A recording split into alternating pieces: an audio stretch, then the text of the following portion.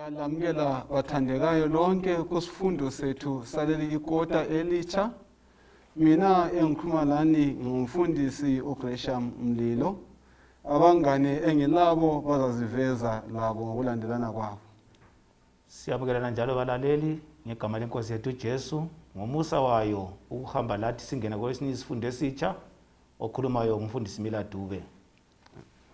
Psalms 150 verse 6 konke okulempilo bakumdumise uNkulunkulu. Indlela engilibingelela ngayo ngilamukela kusona lesi sifundo ibizo esimhlanga. Salibonani isihlobo esithandekayo. Siyalamukela kusifundo sethu sakuqala kuyona le ikota. Ngithemba sakukholisa sonke kukota yona lesi usiseke. Mina engikhulumayo nguEldu Amos Maforo. Asibende thuba lomthandazo. Babo sezulwini siyabonga ngithuba njalo sinikeza lona ukubana sifunde ilizwi lakho. Siyakunxusa emhlabeni wonke jikelele lapha esikhona ukubana nxa sivula ugwalo lona lolu oluka Deuteronomy sifunda sicela ukubana sithole impilo bese sikwenza lokho singenza amaphutha ayizolo. Umthandazo wethu ukukholwa egameni lika Jesu Kristu siyakhuleka. Amen. Amen. Kwakuyiminyaka ka-640 kusiya ku-609 BC. Lapha enye indoda eyisebenza etempelini ngesikhathi kubusa uJosiah madoda. Wase siyachayisana lencwadi. Leyo ncwadi yabalwa phambi kwenkosi. Inkosi ithe isizwa amazwi ayo. Ngifunda lapha eBhayibhelini encwadi yamakhosi kuthiwa wathi lapha inkosi sizwa amazwi encwadi yomthetho yadabula izigqoko zayo. Kusuka lapho kwaba lemvuselelo emangalisayo ebantwini bonke. Lincwadi yabathinta ezayizothiwa yincwadi yesivumelwano. Incwadi yomthetho eyaletha inguquko okumangalisayo. Incwadi efananayo esifunda ngayo kuleli kota. Incwadi kaDeuteronomy. Incwadi bathandekayo eleqiniso lesikhathi sethu. Yayeleqiniso lesikhathi sika Josiah. Namhlanje sibona futhi ileqiniso lesikhathi senjani sethu. Ngizakucela sifundele uJohane wokuqala ngo4 ivesi elika 8. uJohane wokuqala ngo4 ivesi elika 8. Yeah. Ithi lo ongathandiyo kamazi uNkulunkulu ngoba uNkulunkulu uluthando. Siyabonga sisendlalela isifundo sekota lonke kuDeuteronomy. Siqala ke ngaye uFirst John ngo4 ivesi elika 8 ongathandiyo akamazi uNkulunkulu ngoba uNkulunkulu uluthando. Mfundisi Dube akuyihlahlule indaba yokwendlala lindaba kaDeuteronomy. Siyabonga mfundisi labalaleli lathi silapha ukubana sibe lengxenye yokuvuselela ilizwi likaThixo. Nxa uthe ukhuluma ukubana sizafunda ngendaba kaDeuteronomy nxa sokubala livesi umkhumbulo wami uyazibuza lapho ukuthi uthando lencwadi leyo uhambelana ngayo. Ngase ngibuya ngibona ukuthi incwadi esikhuluma ngayo ngekaNkulunkulu. Yeah. Nguye kuthiwa lapha ongathandiyo kamazi uNkulunkulu. Right. Akutsho uNkulunkulu uthi yena ngokwakhe uluthando. Nxa luthando sizambona kulolu gwalo esifunda ngalo. Yeah. Ukwenza kwakhe ebantwini ababehlamuka. Ukwenza kwakhe kusize sasimkhohlwa kutshengisa uthando. Yeah. Ibhuku leli bathi impinda. Eyokuphinda kwakukhona izolo. Babe unika umthetho kodwa nxa kuthi uMosi wayesefika ukuthi uNkulunkulu semtshengisa wena sozuyefika eKhenani. Phinda futhi bakhumbuze ukuthi izolo ngiphile labo njani abantwana bakaIsrayeli. Sihambe ngapi? Leli bhuku lizokhumbuza ukuthi uIsrayeli wayengubani. Ekhethwe njani? Esiyanga. Omunye lobayo usiqiqa mfundo othiwa nguGeorge Satan. Uthena umuntu ongakhumbulio izolo yakhe wanda ukwehluleka. So uNkulunkulu uzokukhumbuza uIsrayeli ukuthi selisiya phambili ngoba lisizwe esitsha abanye baphele enkangala. Khumbulani indlela emphathe ngayo khokho benu lani likwazi ukungilalela. Ibhuku leli lizosibuyisela ekwazini ukuthi uNkulunkulu izolo nalamhla kusasa katshintshi. Uluthando kutsho ukuthi uyasinakekela sonke. Siyabonga kakhulu. Kokusobala ukuthi akula ntuthu kungela mlilo. Angithi kunjalo bathandekayo. Ngizwa sengani uDuya sivezela ukuthi incwadi kaDeuteronomy iza ilesizatho, ilenjongo, ilenhlonso. Kayiphomba ukuthutsha egengelezeni nje kungela lutho. Aforo wena uyizwa isithini lencwadi kaDeuteronomy? Ngiyabonga mfundisi. Incwadi leyi iyangikhumbuza okwenzakala endulo. Lalapho abendulo lapha abawakhona kumbe abaphambanisa khona. Bese ngifunda kubana lathi sizukulwane sanamhlanje siqaphele singenza amaphutha ayizolo. Kukho konke lokho abayizolo ababekhuzwa yikho. Asihambeni ngokuqonda ngoba uNkulunkulu esimkhonzayo uluthando njengokuba la esikwenzileyo umemory text yethu. Ekusikhuzeni la ngendlela asiphatha ngayo kuDeuteronomy kuvezwe uthando lwakhe. Okay. Sisiyabonga ukuthi sizwe ukuthi kuDeuteronomy uveze uthando lwakhe. Mse Mhlanga kufundiwe lapha u1 John 4 verse 8 esikhumbuza ukuthi uNkulunkulu unjani? Oluthando. Kambe la mazwi esiwezwa ukuthi uNkulunkulu uthando siwazisa elesisindo esingakanani ukuthi uNkulunkulu uthando. Ujayele ukuthi ubona amajaha lapha bengabona intombi ayakuthanda njalo njalo ukunenge okwenzakalayo. Asike sizwisise leli balithi uthando, uNkulunkulu uthando. Utshoni khonokho ngokuzikileyo. Siyabonga mfundisi. Kudinga ukuthi sibe lengqondo yezikaNkulunkulu ukuthi sizwisise indlela uNkulunkulu ayiyo yona. Okay.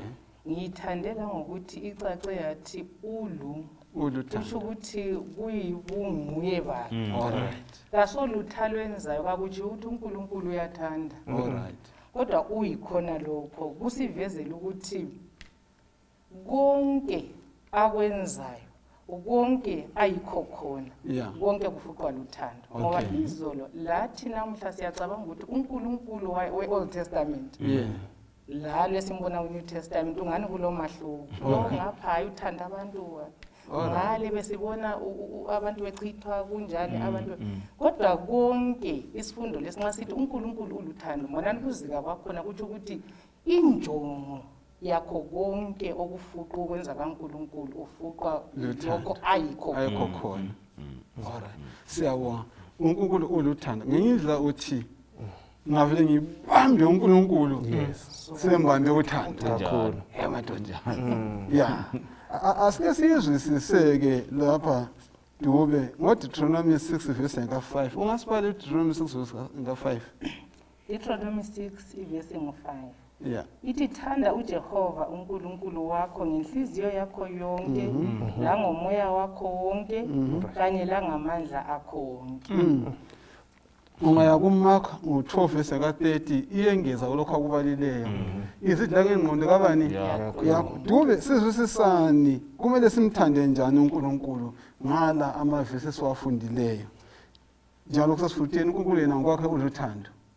Nxa uNkulunkulu eluthando thina sizibiza sithi ngamaKristu Yeah. ngenxa yokuphenduka kuJesu Kristu kuthi ukuthi kumele sifane laye. Anti sithi umntana enyoka inyoka khathi thina singabantu bakaNkulunkulu abanjani.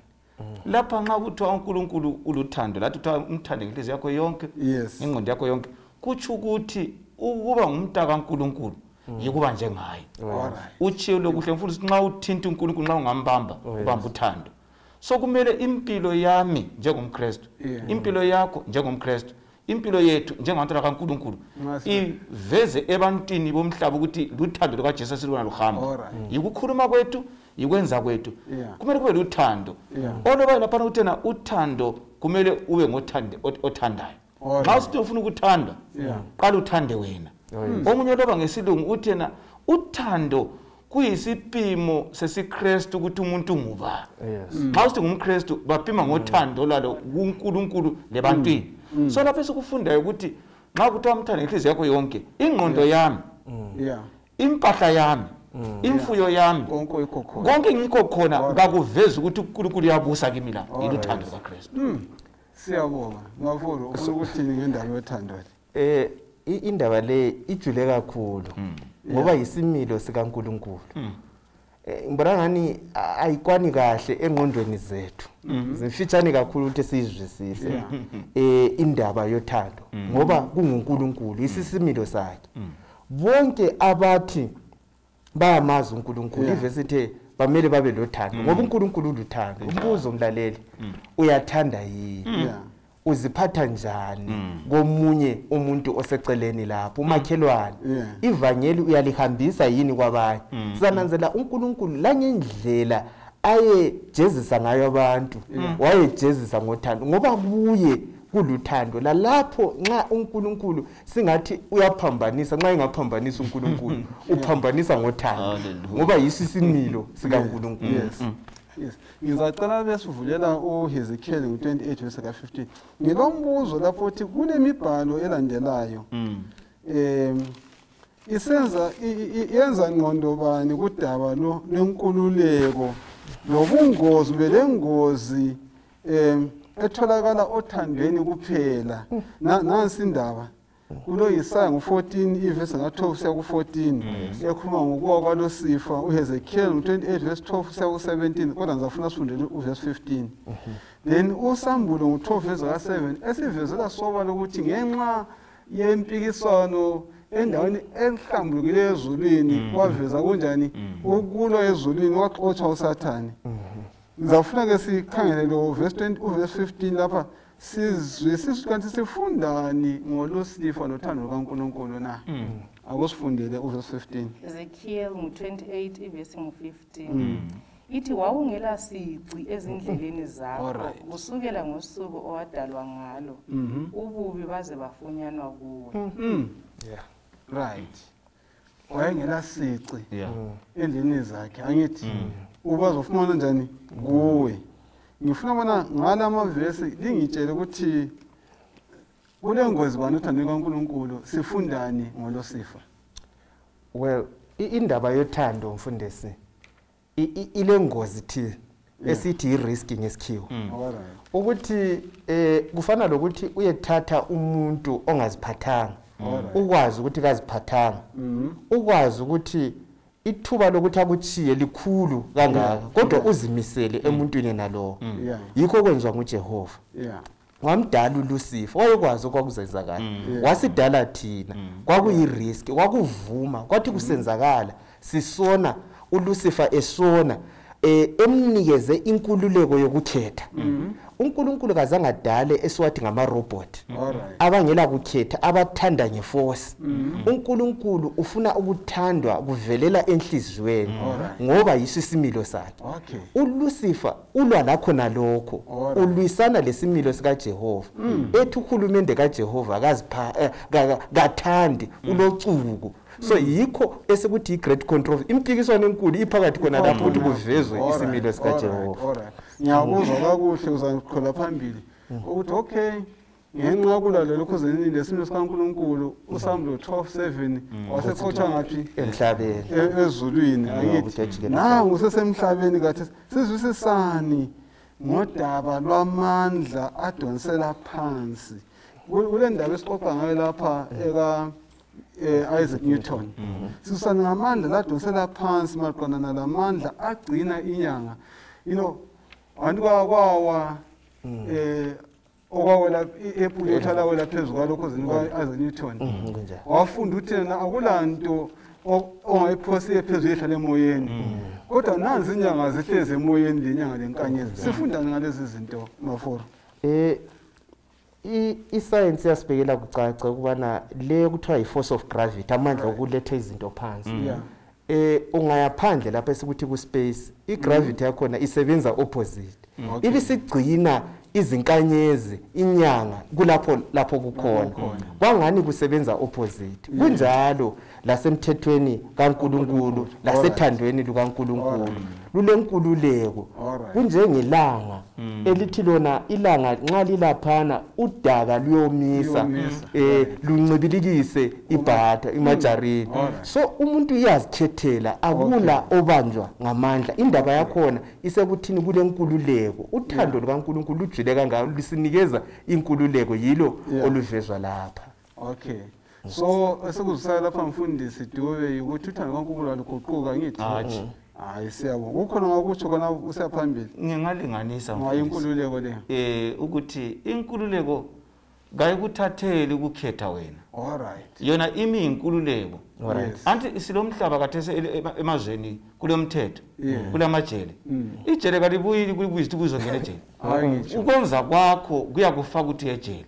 uNkulunkulu wasinika inkululeko emuntwini amdalileyo ukukhetha komuntu nasi sidalwe singuSathane. Kwamila kuye into eyayingekho yasisiba imvukuzane yamenza ukuthi awe.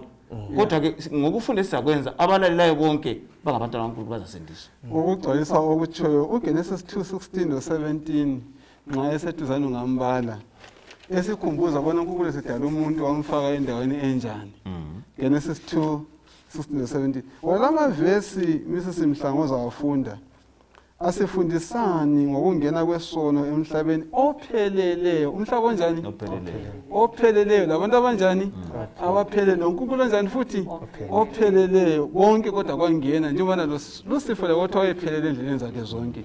Akusibalele uverse 16 no17. Njalo uJehova uNkulunkulu wamlaya umuntu wathi, ukhululekile ukudla loba yisiphi isihlahla esivandeni. Kodwa ungadli isihlahla sokwazi okuhle lokubi, ngoba ungaze usidle uzakufa ngempela. uNkulunkulu umfundise engizwisisayo ukuthi edala umuntu emnika amandla okukhetha. Kwakuluthando. Yikho okwenza ukuthi lanxa ekhangile laphana ekukhalipheni kwakhe abekwazi ukuthi umuntu uzakhetha njani kodwa angakuvimbeli kumbe angamwenqabeli. Lapha esikutholayo kuverse 16 no 17 uNkulunkulu banika umthetho kodwa sithola kuGenesis 3:1-5 uAdamu sebesidlanga sebeseqa umthetho besidla. Engikuzwisisileyo ukuthi ngabe uNkulunkulu umsimbuso wakhe usekelwe ngaka usekelwa ngothando. Wayezambamba uAdamu isandla engasithinti isithelo. Kodwa simbona ngokuthi amnika ukukhetha amekele azikhethele. Njalo sibona leyi impi eyayiqalise ngale ekupheleleni esingeke sikuqedisise ukuthi kwamila njani ekupheleleni. Nxa kusiza lapha yikho esibona khona ukuthi uSathane usola uNkulunkulu. Uthi umbuso kaNkulunkulu lochuku. uNkulunkulu nxa ebanika umthetho uthi bona bangcwele ukuthi bangake baphiwe kumthetho baphila phansi komthetho. So ngabe uNkulunkulu sesisengadini lapha sibone sebamba uAdamu esemusa lapha engani lirecord. Ukusola kukaNkulunkulu nguSathane kwakuyahle kugcwaliseke kube lesisindo. Njalo izidalwa zonke zaziyahle zihlamuke zithatha uhlangothi lukaSathane. Ukuthi oqinisileyo kulimpikiswana ngumuntu. Ukuthi uNkulunkulu isimilo sakhe esithintwe ngumafora esiluthando sasiya sala sihluzuleki. Yathathekisa indaba le yafundisa. Uzafumana ukubana embalini kusuka khona phana singaya kuGenesis 6 uluntu lwahlala lusona aluzange lwabuyela kuNkulunkulu lwahamba ngokuqonda. Kuthiwa umcabango womuntu wawumubi kusiya phambili insuku zonke. Nxa wayehlala phansi ecabanga wayicabanga ububi. uNkulunkulu esikhuluma ngaye umfundisi Mlilo ethandweni lakhe oluvezwe ngumama uMhlanga laphana wavuma ukuthi hayi ake siqumeni impilo yomuntu akayikuhlala isikhathi sonke lesi. Just imagine isela elile 6000 years isifebe esileminyaka yonke umthakathi yabe seadvance eselobuciko ekwenze kodwa uNkulunkulu ngothanda. Okunye futhi nothi ukuthi uyabe seli esemubi kangaka kodwa uNkulunkulu ngothando lwakhe ngoba isono sibi kangaka siyahlukumeza noma senza. uNkulunkulu ethandweni lakhe waquma impilo yomuntu ngoba uyasithanda. So ekufeni siyaphumula sibili luthando lukaNkulunkulu esiphumuza yikho ukujula kothando lukaNkulunkulu okuyimfihlakalo ngoba lesono futhi size siyimfihlakalo. Siyabonga kakhulu ukuthi luthando kabani lukaNkulunkulu. Kuthi kuyasiphendula ukuthi uNkulunkulu kasonke uNkulunkulu lesihluku. Ngawekelela izigebengu kathi esikole abantu abagangileyo umuntu akuquma uswela ukuquma okwenkulu. amajele kambe angabona umuntu oseyisirial murder olokhe kulala abantu uthi hayi siyawale sihle ukuthi la simdlulise bamfaka amabreak yikho kutsho ngumafora ngithi asifaka amabreak umuntu lo abantu baphile kawo engeke ngaphila abantu abangcono kanti sihlala lakho futhi kuGenesis chapter 11 sifundani ngesimo sengqondo yomuntu kudaba lomphothongo waseBhabheli sifundani mfundisi Tuvi isono ngesintu siyimvukuzana alright siqalisa kuyinto encane siyamemetheka lapho ubona khona ukuthi umusa kaNkuluNkulu ubanzi ngoba uvumile ukuthi umuntu aphile isono sikhona kodwa elungisisa umuntu ngokumnika ilizwi lomthetho kusiya ngokwamukela kwakhe nangu uNkulunkulu lapha uvumile ukuthi ngemva kwaAdam kube lesizwe asikhethayo kuphilwa sokufika lapha abantu laba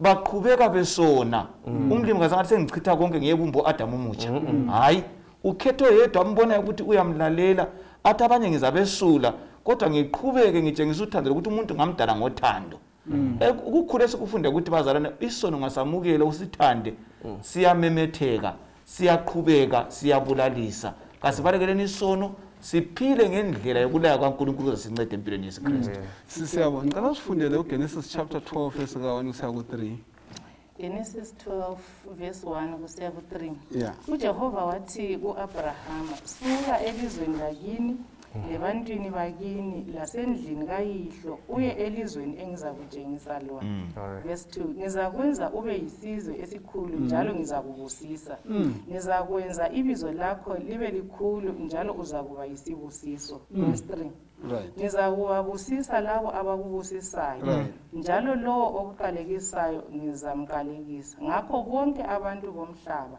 bazabusiswa ngayo siyabona lapha ikubizwa kwabani kwaAbraham siyananza ukuthi luthando kaNkuluNkulu nxa abantu besona kakhulu kuyafaka sambuthi uzamela kanjani amele sifundani maforo ngobizo lukaAbraham lolwethu ubizo lamhlanje emva kokufa kaKristu lokuvuka kaKristu kulesithembiso bani ebantwini abaphila lamhlanje njalo uAbraham lewathenjiswa ngiyabonga uAbraham esikutholayo mfundisi Dube ubizwa elizweni lapho kuthiwa babekhonza khona izithombe uAbraham waye esesikweni lakibo engakhonza uNkulunkulu weqiniso wenzelwa umusa so indaba yokubizwa izikhathi zonke sibona kungumusa umusa wakhelwe ethandweni uJehova wambiza hathi ukuthi uAbraham wayengcono wathi ukuthi wayelamandla wamthanda wathi nginguNkulunkulu wabantu bonke kodwa ngikhethe wena ukuba ube missionary engawutshengisa ukuthi uhambise uthumo lokubana abantu babekwazi uNkulunkulu weqiniso wachiya konke uAbraham walandela uNkulunkulu lathi sibiziwe sihlobo esithandekayo sibizwe sisendaweni ezichiyeneyo singafakaza sonke khona silama testimony achiyeneyo ukuthi sibizwe sisuka ngapha kodwa inengi lethu sihleli asisakwenzi umsebenzi wonalwana sibizelwe ukuthi siyefakaza sitshele umhlaba sikhethiwe uNkulunkulu kodwa asambiseni ivangeli sibiziwe sihlobo esithandekayo ukuthi sitshele abantu ngoJesu ozayo masinya iqiniso lalesi sikhathi ubizo umfundisi kaAbraham ngisuke ngakhangela ubizo lethu njengamaKristu uyatsho ukuthi sibize sisuka kuzigaba ezehlukeneyo lezi ezehlukeneyo uAbraham usuka phakathi kwembiza yokukhohlakala sembona abafundisi mina osuka phakathi kwendlu yenye ezinyanga umlimi uyakuvususa phakathi kwendlu yabathakathi yamasela okukhulu yikumlalela ukuthi suka lapho yelapha balaleli uNkulunkulu ngebhuku likaDuteronomy uzophinda ukuthi mvusele ukubiza abantu ukubakhumbuza ukuthi hayi ngalidala ngalikhetha liyasindiseka ngegazi lami so Abraham nxa ebizwa wavuma kambe nxa ngibiziwe mina ngivumile yini ukuvuma kumele wenze xa ungavuma ungenzanga awubizwa okay sino siyabonga kakhulu uGalatia ngo3 verse ka7 kusiya ku9 ongasibalela Galatia ngo3 verse ngo7 kusiya ku9 ithi ngakho zwisisani ukuthi labo abakholwayo bangabantwana bakaAbraham umbhalo wabona ngaphambili ukuthi uNkulunkulu wayezalungisa abezizweni ngokukholwa wasehle ememezela ivangeli ngaphambili ko-Abraham esithi izizwe zonke ziza kubusiswa ngawe. Ngakho labo abalokholo babusiswa kanye lo-Abraham umuntu. Kambe misesemhla amavesi lowafundayo sifundani ngenjongo kaNkulunkulu iyatshintsha yini? Hayi, injongo kaNkulunkulu kayitshintshi umfundisi. Yeah. Kwasekuqaleni into zonke seziwonakele. uNkulunkulu ungayifunda kuhle ithi uNkulunkulu icebo leli ukubizwa kwaAbraham kwalungiswa emuva lo muntu engakadali. Yes. Kungakabi lalutho. Yeah. Ukuze njengoba umuntu nxa yabedaliwe ezakhetha ngendlela azakhetha ngayo angakhetha ukuflathela nganti icebo. Yilo esilibona lapha livezwa kuAbraham ukuthi ngo-Abraham izizwe zonke kuyisithembiso sikaJesu. Izizwe zonke ngibe sendithathekiswa ukuthi uAbraham ekubizweni kwakhe ubizwe engasokwanga. Alright. Phambili isithembiso sesiphindwa simbona esenikwa isibonakaliso sokusoka. Kusitsho ukuthi ivangeli lokusindiswa ngomusa lingelabantu bonke, akulamJuda akulamGentile. Wonke umuntu ubizele ukukhona lokho ukukhona. Siyabonga. Yikho lapho uPaul esithana lani lingondana kabani? Abraham ngokukholwa. No, siyabonga. Ngithathekiswa ngomunye uStephen ekufeni kwakhe ngaforo. Yes. Nxa wayesifa uStephen, utha uStephen owafela ukukholwa kwakhe echasisa ngaye uMoses lokuphuma eGibhithe ngale. Kambe lokhu kuxhumana njani lesithembiso sakuqala sikaNkulunkulu esenziwa kuAbraham na? Yabona uStefano bemkhanda lapha uletha imbali yonke. Alright. Abe sechasisa ukuthi uAbraham lo ubethenjisa ukuthi kuza kuba isizwe esikhulu. Kodwa khepha uIsrayeli usekuthunjweni. uNkulunkulu wezimanga. uMose uyamangala uthi lina bantu lake labona ngaphi uNkulunkulu lapha angena khona wakhipha isizwe phakathi kwesinye isizwe. Hathi ukubona isizwe lesi besinamandla kumbe sihle kumbe senza kuhle. Hayi kuthiwa kwakuliqula lamadoda ayezinceko engela lutho engela lazikhali. uNkulunkulu wakhetha bona labantu ngothando lwakhe.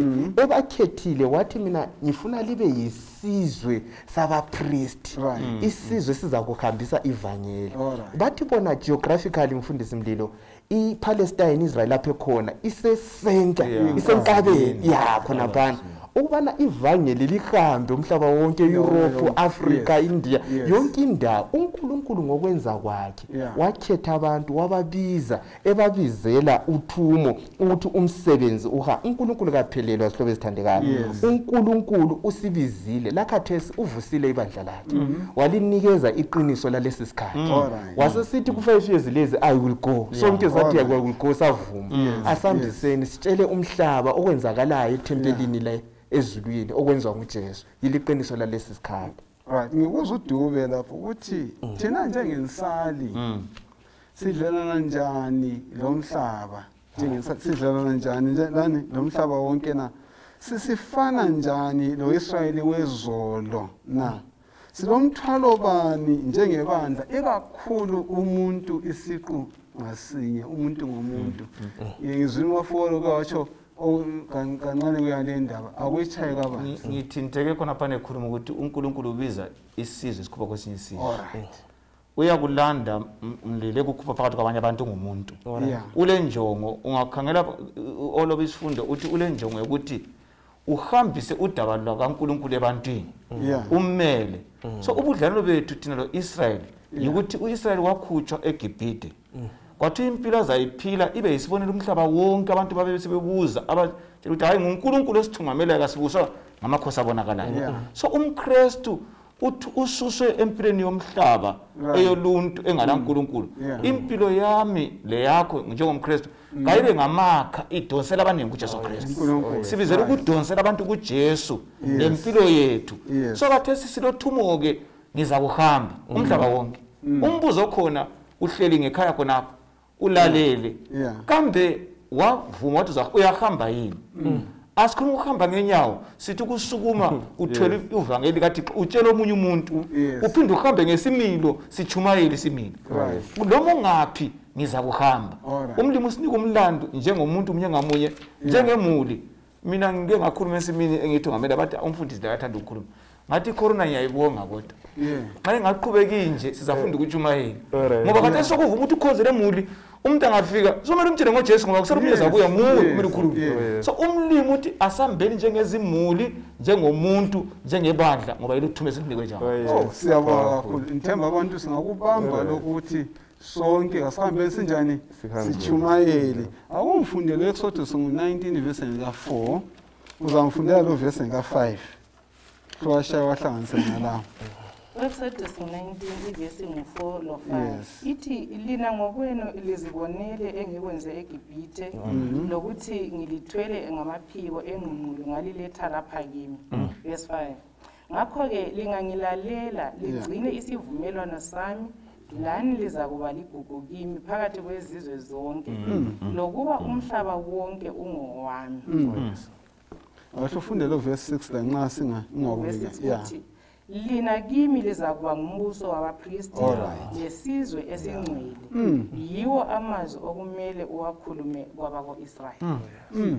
Sifundani lapha ngokukhulwa kwa-Israyeli igazi emgobazini ukufa kwamazibulo msesimhlanga ulwandle luvuleka uJehova ekhupha isizwe phakathi kwesiyini isizwe na. Sifundani ngothando kaNkulunkulu. Sifundani kungenxa yani uThixo wabiza abantu bakhe kubana baphume eGibhithe. Sifundani ngobudlelwano phakathi kwabantu loThixo na. Ungatsho umafuro aqedise khonapho. Siyabonga mfundisi. Umfundisi uthi ukuthinte indaba yokubizwa kuka-Abraham. Yes. Ukuthi abe isibonelo ukuthi uNkulunkulu weqiniso ungubani uthando. uNkulunkulu ekubizeni uAbraham ubengazideli ezinye izizwe. Alright. Ukuhlala kwaIsrayeli eEgypt 400 years. Bekusitsho ukuthi uNkulunkulu belothando lezizwe bezisahleze eKenani ezibekezelile. Ungabala uKorinte oqala 13 nxa ekhuluma ngothando uthi uthando luyabekezela. uNkulunkulu wazibekezelela izizwe ukuthi lazo zinjani ziphenduke. Kodwa zingala yikho lapho umuso suswa khona. La khona leGibhithe kuvuka kufama amazibulu. Kwakungemva kokubekezela okude kukaNkulunkulu ukuthi uFaro kakhulula abantwana bakaThixo. Ngemva kwalokho sibona sokukhala iGibhithe yonke. Kuluthando futhi lona lolo. Ukuthi kufanele ukuthi abantu ekucineni kwesikhathi bambone uNkulunkulu. Baphuma ngegazi bayechapha futhi ulwandle ngesimanga esimangalisayo ulwandle olubomvu luvuleka. Esikutholayo ukuthi nxa impi kaFaro ilandela uthando luyayivalela emanzini. Kusi ngoba uNkulunkulu kakho ngamelana laye uthando lwakhe. So ukuze umuntu angawele engozini yokuhamba eqele ngangale kukaThixo kufanele uNkulunkulu amfakele umncane. Hallelujah. uNkulunkulu luthando njengoba umhlanga okujule kakhulu singeke sakuzwisisa. Even ekuzondeni kwakhe uNkulunkulu nxa uzonda ngothando ajezise ngothando. Siyayithola indaba le ethintiwe yamazibulo. Kuthiwa amaGibhithe afaka igazi emgubazini ama-firstborn abo amazibulo abo asila. Ixuku elahamba loIsrayeli lachapha ulwandle lubomvu. Likhumbule phela uNkulunkulu wayengambulali iGibhithe yonke ababulala amelanele ngoba bamelana laye. Kodwa ngothando lwakhe uNkulunkulu waba labanye ababezasala esingabathi remnant. Mfundisi Mlilo ngivumela ngicommente ngalindaba le yokuba thina yokuqhakatheka kwethu uthi liligugu ubusegula lo ukuba ligugu bukabili siligugu lika Jehova. Kwesinye isikhathi singaba sengozini kaIsrayeli owathi eseligugu wasezibona eqhakatheke kakhulu wasekhangelela ezinye izizwe phansi wasesiba yena lemgoqo ukuthi abantu kuze babone uKristu bengasamboni baqale babone yena. Lathi njengamaKristu njengebandla likaNkulunkulu lensali sisengozini yokuthi siligugu sizibone silamaqiniso athile bese sivalela abanye phandle singasaboni ukuthi hayi siligugu ukuthi sihambise leli vangeli senza abanye labo babe ligugu sibizelwe khona lokho kusakaza ivangeli hathi ukuthi siwagcine siwagodle lamaqiniso asabelaneni labanye singakhanyeleli abanye indlela phansi. singazigabisi ukuthi mina ngingumsali ukuba ligugu kwami akuvele ngemisebenzi yokulalela onjani ongithumileyo. Umfundisi Dube kutshoni ukuthi zaba umbuso wabapristi, ungakutsho nje ngamafitshane? Umpristi bathandekayo nxa sibala njengoba sifunda uDeuteronomy ephinda izolo yethu. Yes. Waye ephakathi laphakathi kwabantu bakaNkulunkulu loNkulunkulu. Nguye wayethatha inyamazana ayiquma chela igazi ukuze kube lokuxolwa kwabantu. Wayegqoke ibhaji lomsindisi uJesu Kristu. Wayeqala futhi anikele yena avume izono zakhe. So umpristi nguye wayenza ukuthi kube lokudlelana komuntu isoni loNkulunkulu emele uYesu. Nxa nasesiphendukile umlimi uthina ngilinike ibhaji lami lokubuprista lokutshengisa abantu libakhombele esindisweni kuJesu Kristu. So igazi lika Jesu yile sililetha ebantwini ukuthi bangakholwa lona bayasindiseka. Owayedela ukungakhangela umpristi wayengasile. Xa umpristi wayephuma laphana umuntu odelele ukuthi avume izono wayetha afi. Khathesi maKristu umpristi nguJesu Kristu uthi yena kasingenene endimeni laye sihambele ukutshengisela ukuthi kulokufo okuzayo asicatsheni kuJesu ngegazi lakhe siyasila njengabaphuma eGibhithe. Siyabonga ngendlela Dube uthi wonke umuntu oyengumIsrayeli nxa uthatha umbuso ukuthi uyingxenye yobupristi kunjalo. No, as long as uthatha umIsrayeli uyingxenye yobupristi lathi siyingxenye njani yobupristi. Esewatshilo lamazwi mesisimhlanga ebaveze ukuthi ngabapristi lakho konke wabalayela sizwa ukuthi uMoses ekhulume konke khona bavuma ukuthi konke kusanjani sizakwenza. Akusifundele eSodus 19 verse 8 sizwa ukuthi labantu bathini kulamagama. Exodus 20 verse 8 19 verse 8 sorry 19 verse 8 bonke bavuma ngalizwi linye bathi sizakwenza konke uJehova athe sikwenze. uMose wambikela uJehova okwakukhulunywe ngabantu. Akungitsheleke Mrs. Mhlanga ukuthi konke okhulunywe sizakwenza. Sifundani ngempilo kaIsrayeli lesivumelano ayesenza loNkulunkulu kodwa engasigcini. Thina namhlanje sinengozi bani ngasikhayela abayizolo ngezifungo esizenzayo sibhabhathizwa ngamavows isifungo esizenzayo emthathweni. Sinengozi bani ngokungenzi khonokho nxa sifunda la? Siyabonga mfundisi. Ungananzelela uIsrayeli wehluleke kakhulu ekugcwaliseni lokho akade kuthembisa uNkulunkulu. uMoses uthezile wabakutshela lokho akutsho uThixo bathi sizakwenza kodwa sebathola sebehlamukile bekhonza ithole. Khonokho kubangelwa yini? Kubangelwa ukuthi isithembiso seyeme emandleni omuntu. uIsrayeli akade kwethemba nguye. uNkulunkulu angafaka ilizwi bahle bavume masinyane wethi sizakwenza. Amandla wonke abeme kibo. Ivesi esiyifundile uverse 4 lo 5 esiyifunde kuqala kweExodus 19 ithe lina libonile ukuthi ngilikhiphe eGibhithe ngalithwala emaphikweni. Ngakho ke lingangilalela. Uyayibona imethi yakho lapho. Okuya kuqala ngamandla othando olukhiphe umuntu lapha kade khona. Angakhitshwa lapha khona azela amandla sekhona awokulalela uNkulunkulu. Sengathembisa ngamandla athethela phansi. Kodwa uIsrayeli ubephangisa ngawapha amandla athi sizakwenza. Yikho sibona bebesehluleka kangaka. Ungananzelela iJefana efana nayo ibisehlela even abafundi bakaJesu. Petro athi bonke bangakudela kodwa mina ezicabanga ukuthi ulamandla okuma persecution. Kodwa ngiyesimbona edela uJesu engakabulawa kungatshaywa umuntu athi esaba baleki. So kodwa nxa esephendukile eseme emandleni kaNkulunkulu ikwesimthola khona sesenelisa ukwenza agcwalise izithembiso. Kodwa khane babeqina besithi siyayenelisa ukuyinathi inkezo. Nje sababuze inkezo baba siyayenelisa kodwa konke kwehlule kodwa sibona beyinatha ngoba amandla bawathole kubani uNkulunkulu. So indaba yokuqala lapha nokulomusa uNkulunkulu libonile lingamukela lo musa nalawo mandla liza kwenelisa.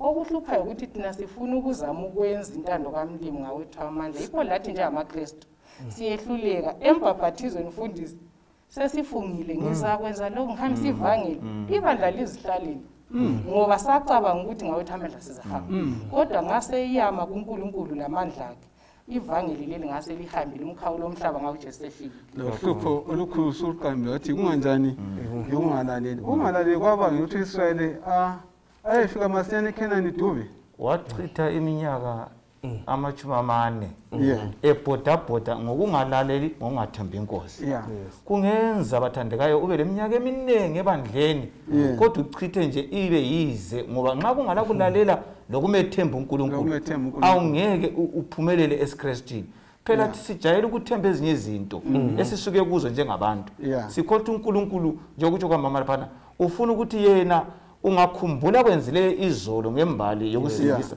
ukukholwe umlaleli uyakunika amandla ukuthi uphumelele ukukholweni yazi mfundisi ndlela indalo yamalisa uNkulunkulu benjalo bengamlaleli kodwa ayibanakekela kayimana yayilokhu isina impahla zabazidabukanga uNkulunkulu ulokhe lothando ebajesu abenjalo kuthiwa wathi yena eKenani kuzangena abale 20 years kusehla phansi lina badala lizakufa ngoba kwakuyingozi ukuthi abathwali bayengena eKenani belengqondo ababelayo naleyo uNkulunkulu efuna ukudala isizwe esitsha ake simlandele uNkulunkulu sithobele intando yakhe umthetho wakhe uyagcinakala nxa silalela silandela yena ngomzuzwana omfitshane Dube ngizacela utsho ngakukhuthaza abalaleleyo lababukeleyo ungaqeda lapha isikhathi masivuma lo maforo uzakutsho siyegcina ngodadewethu la ngingathi balaleli uNkulunkulu siyabonga ngothando lakhe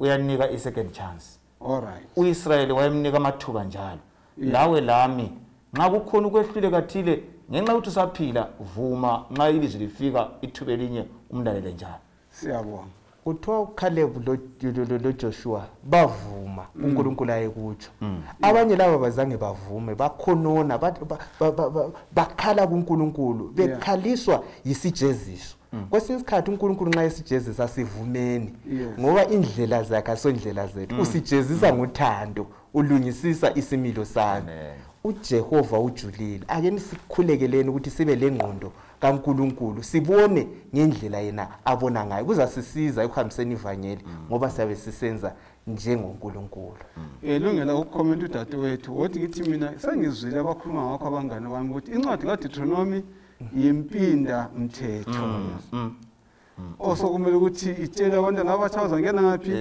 ezweni elitsha ngasengifunda ukuthi ukulalela kuza kuletha impilo ungalaleli kuletha ukufa ngatsho ngamafitshane kubalaleli ukuthi sikhulekele njalo siyabonga abalaleli engifisa ukuthi sisale sekubambile ukuthi uNkulunkulu uluthando ngithabela ukuthi lesi sifundo sesiphendule labantu abacabanga ukuthi uNkulunkulu umubi ulochuku ungavele uwone uyakubulala kodwa isifundo sisivezela ukuthi lekuvumeni ukuthi ufe konke kuluthando ngicabanga ukuthi ingqondo yethu ayikwamukeli ukuthi uthanda njani ngeyethu ingqondo sibona kukubi usathane nxa sesithi waxotsha thina sibona umuntu wakhitshwa ngenduku langani ngicabanga kodwa uNkulunkulu wamkhipha ngothando kasimthembeni uNkulunkulu simthandenini simthathene elizwini konke okungasehlela sibone ngani kubi asikwamukeleni sikunanzelela ukuthi kuvela